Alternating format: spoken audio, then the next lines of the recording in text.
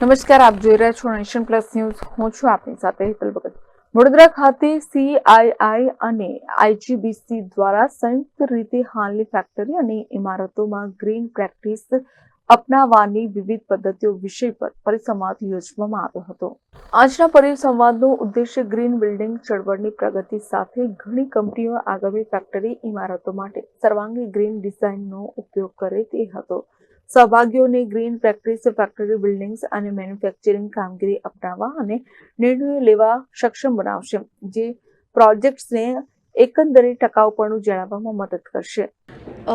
એક મકાન બનાવીએ તો લગભગ 5000 સ્ક્વેર ફીટ જગ્યા વપરાય, માપના રિસોર્સિસ વપરાય, પણ એક ફેક્ટરી બનાવીએ તો 5 લાખ સ્ક્વેર ફીટ વપરાય.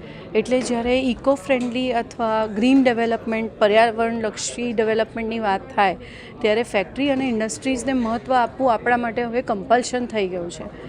આપણા ઓનરેબલ પ્રાઇમ મિનિસ્ટર મોદીજીએ કાર્બન ન્યુટ્રલ ઇન્ડિયા બાય 2070નું એક વિઝન આપ્યું છે.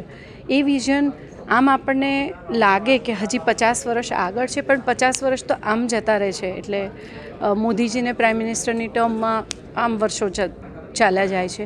એટલે આપણે સૌએ ભેગા થઈને ધરતીમાનું પોષણ કરવાનું છે, શોષણ નહીં. અને એક જણ, બે જણ, પ્રાઇમ મિનિસ્ટર સાહેબ એકલા કશું જ નહીં કરી શકે. આપણે, મારે, તમારે, ઉદ્યોગોએ ભેગા થઈને ટીપે ટીપે સરોવર બનાવવાનું છે. એ આશયથી આજનો ઇવેન્ટ રાખવામાં આવ્યો હતો. એનું ટાઇટલ હતું ગ્રીન ફેક્ટરી. આમાં ટેકનિકલ સેશન્સ થયા, જેમાં ઉદ્યોગોને સમજાવવામાં આવ્યું કે ભાઈ ગ્રીન કેવી રીતે કરવું, કેમ કરવું, એને કરવાથી શું economic benefits, incentives, government advantages મળે છે, એ સમજાવવામાં આવ્યું. ઉપરાંત ઘણી બધી ટેકનોલોજી શેર કરવામાં આવી કે કેવી રીતે ગ્રીનિંગ કરી શકાય. અને ઉપરાંત ઘણી બધી વ્યવસાયિક અને એકેડેમિક ચર્ચાઓ પણ થઈ કે ખરેખર જ્યારે ગ્રીન કરીએ ત્યારે શું મુશ્કેલીઓ નડે છે, ક્યાં બ્લોકેજીસ આવે છે, તો એને દૂર કરવાનો ચોક્કસ અમારો પ્રયાસ છે.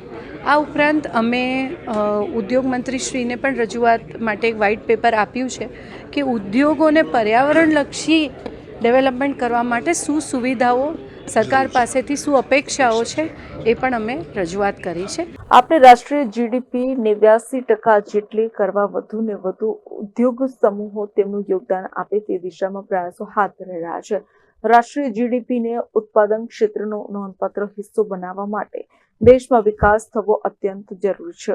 ઉદ્યોગોમાં ગ્રીન ખ્યાલો અને તકનીકો, ઉર્જા કાર્યક્ષમતા, કુદરતી સંસાધનોનું સંરક્ષણ, કચરાનું સંચાલન, પાણીની કાર્યક્ષમતા, GIG ઉત્સર્જન અને તેમાં ફાસિલ ઈંધણના ઉપયોગમાં घटाड़ो જેવા राष्ट्रीय मुद्दाओं उकेलवामा मदद थशे.